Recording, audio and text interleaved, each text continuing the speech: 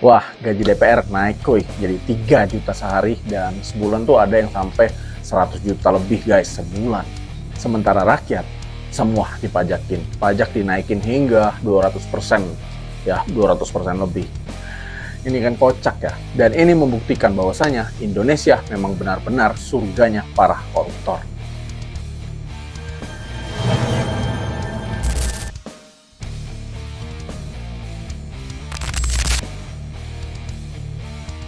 Gua nggak habis pikir ya, dari dulu sampai sekarang, kenapa sih negeri ini itu selalu aja numbalin rakyatnya sendiri, dan negeri ini selalu aja itu menyengsarakan rakyatnya sendiri. Dari dulu, dari zaman dulu sampai sekarang guys.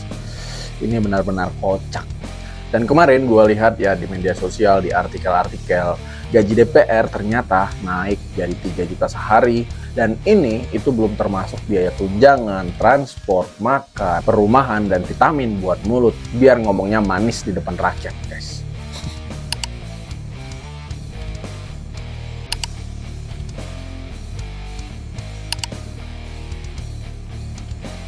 Sementara rakyatnya itu dapat apa? Ya, dapat pajak baru, dapat kenaikan pajak, kenaikan harga, dan dapat bonus stres di tiap awal bulan. Kocak.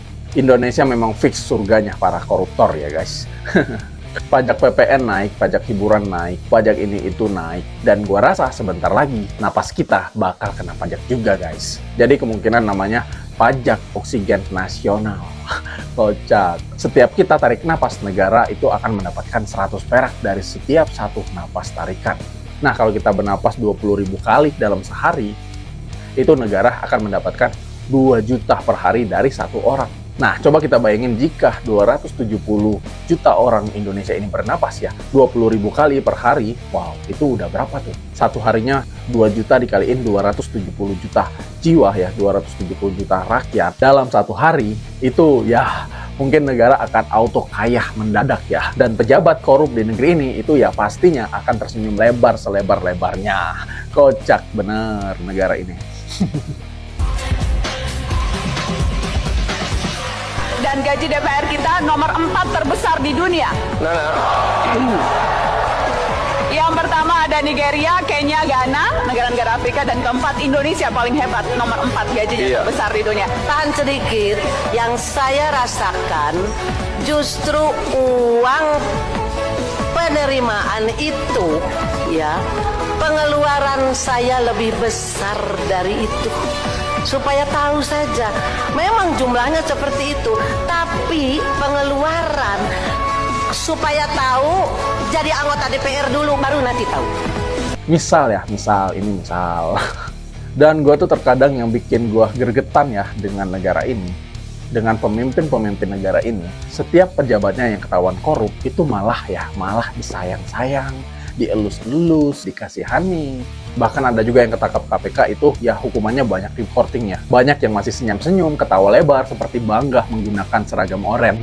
Dan mereka itu sama sekali nggak ada takut-takutnya dengan hukum di negeri ini guys. Mereka kayak menginjak-injak dan mengejek ataupun mencemooh martabat hukum di negeri Indonesia tercinta kita ini.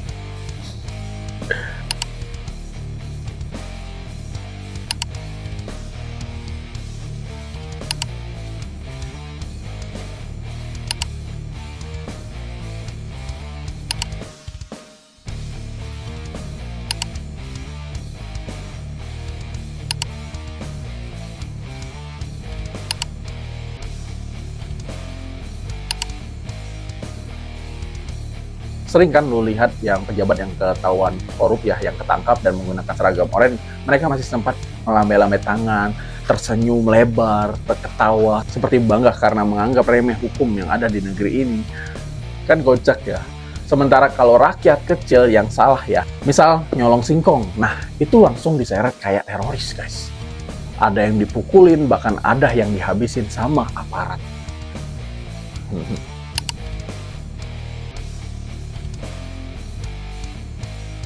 Cuman karena ya maling singkong ataupun apa ya, bahkan ada tuh rakyat kecil yang sebenarnya dia tidak melakukan hal yang dituduhkan tapi dia dibakar hidup-hidup. Itulah negara kita. Tapi kalau koruptor yang jelas-jelas korupsi sampai triliunan dan sangat jelas pejabat korup itu adalah pengkhianat terbesar di suatu negara, Penjahat yang paling merugikan negara, penjahat yang paling menyengsarakan semua rakyat. Dan cara para penegak hukum di negeri ini terhadap mereka itu ya kocak sih. Sampai-sampai para koruptor ini itu masih bisa cengar-cengir, senyum lebar. Mereka masih bisa santai dan bangga dengan menggunakan seragam oranye. Ibaratnya hukum di negara Indonesia ini seperti ada di telapak kaki mereka. Jadi mereka masih bisa santai. Di penjara juga mereka masih bisa hidup mewah ya. Masih bisa hidup enak dan semua itu masih bisa diada-adakan.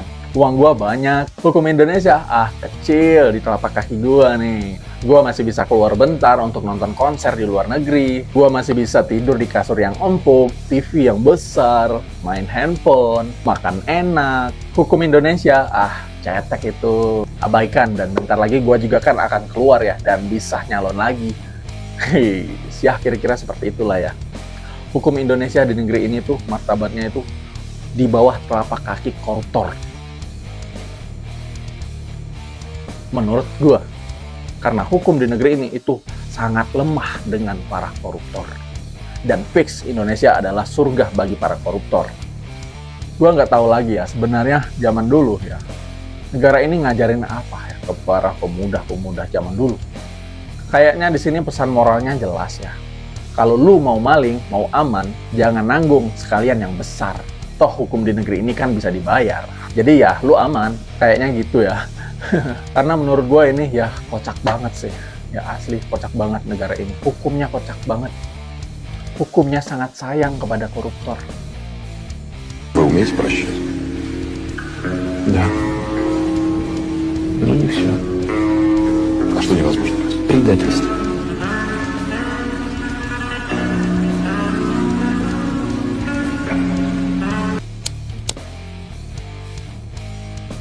Padahal koruptor itu adalah penjahat paling buruk di negeri ini, pengkhianat paling besar di negeri ini, penjahat yang paling menyengsarakan rakyat di negeri ini, tapi sangat disayang oleh negeri ini, oleh hukum di negeri ini. Negeri Indonesia tercinta. Oke, kembali ke bahasan awal ya. Bayangin lu punya warung, ada pegawai yang kerjanya kadang datang, kadang enggak, tapi tiap bulan mereka minta gaji besar. Minta gajinya itu dinaikin beberapa kali lipat. Terus warung itu biar bisa menggaji mereka. Pemimpin di warung ini menaikkan semua harga di warung tersebut demi bisa membayar gaji dari pegawai yang kadang datang, kadang enggak. Yang kadang kalaupun datang, itu mereka tidur. Nah, demi menggaji orang-orang seperti itu. Kemudian pelanggan protes dan dijawab sama mereka, ini untuk kemajuan warung kita bersama. Yang padahal yang maju itu ya cuman dompet dari pegawai tadi, pegawai yang malas-malasan tadi, pegawai yang sering, yang kadang datang kadang enggak, pegawai yang dia datang tapi tidur. Nah itu demi kemajuan dompet mereka, bukan kemajuan kita bersama. Sampai sini kira-kira paham nggak guys? Kalau belum biar gue jelasin ya. Warung itu ibaratnya ya Indonesia, negara kita tercinta. Kemudian pelanggan itu adalah ya rakyat. Dan pegawai itu, nah lu bisa tebak pegawai itu siapa? Komentar ya. Oke, demikian video gue. Semoga apa yang gue sampaikan ini ya paling nggak bisa terdengar sama mereka. Ya, dan jika lu ada pendapat berbeda bisa di komentar ya. Demikian, wassalamualaikum warahmatullahi wabarakatuh. Bye-bye. There is no democracy in the world. I lived in America 20 years. Bill Clinton was not elected democratically. Obama was not elected democratically. Trump was not elected democratically. They were raising funds. There is no democratic president in the world. We should be clear.